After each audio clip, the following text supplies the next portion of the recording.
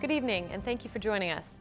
According to the ALS Association, the popular Ice Bucket Challenge has helped the organization raise $115 million since July.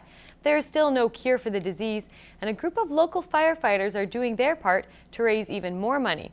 As Jeremy Thompson reports, what they're doing is a little bit colder than the Ice Bucket Challenge. This is not what you want to see when you open the door to go camping, but that's exactly what a group of firefighters are doing. They'll be staying in a canvas tent on the roof of their fire hall all weekend in an effort to raise money for ALS research. It's cold. I believe it's supposed to go to, with the wind chill, up to -34 overnight, so we're going to be bundled up and hopefully stay in the tent and get out of the wind. Being diagnosed with ALS is a challenge and very hard, so we feel like we're doing our part by putting up with the weather. With extreme cold warnings across the region and -40 wind chills, the weather is a lot to put up with. But Martin says they have a good reason to fight through the cold.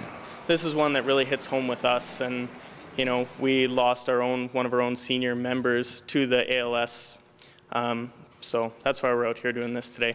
Last year they raised nearly $18,000 for ALS research, and this year they hope to bring in even more. We're always hoping to go higher. I mean, it's a great charity. I know Christmas time is busy and there's lots of contributions to be made in many organizations. Anybody driving around can come by and let us know, and we'll lower down the boot and they can put in a donation if they like. Groups of firefighters will also be at Sobeys, Superstore, and Safeway collecting money in the cold. Jeremy Thompson, Newcap News.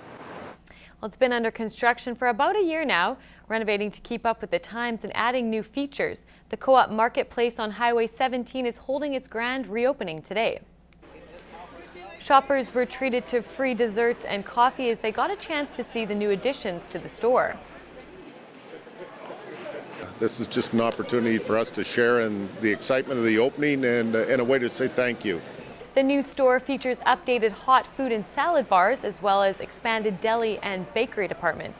Along with the new infrastructure, customers are also finding new food programs like the Localize initiative.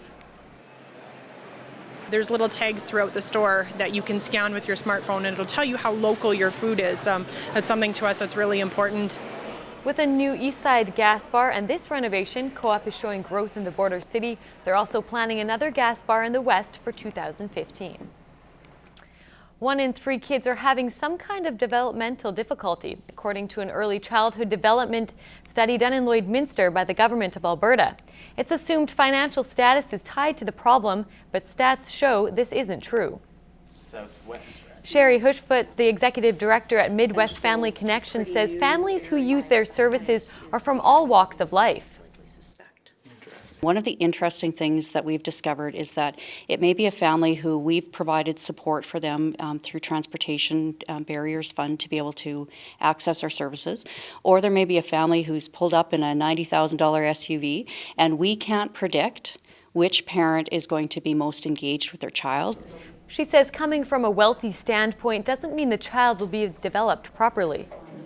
One of the interesting stats is that one of our most affluent, wealthy neighborhoods within the community actually has the highest number of children, 32% of children, who are entering school experiencing difficulty or great difficulty in social competence. Money doesn't buy parenting skills. Hushfoot says connection with parents is very important and helps brain development in children. Bottom line, children learn through play, and parents are a child's best and first teacher.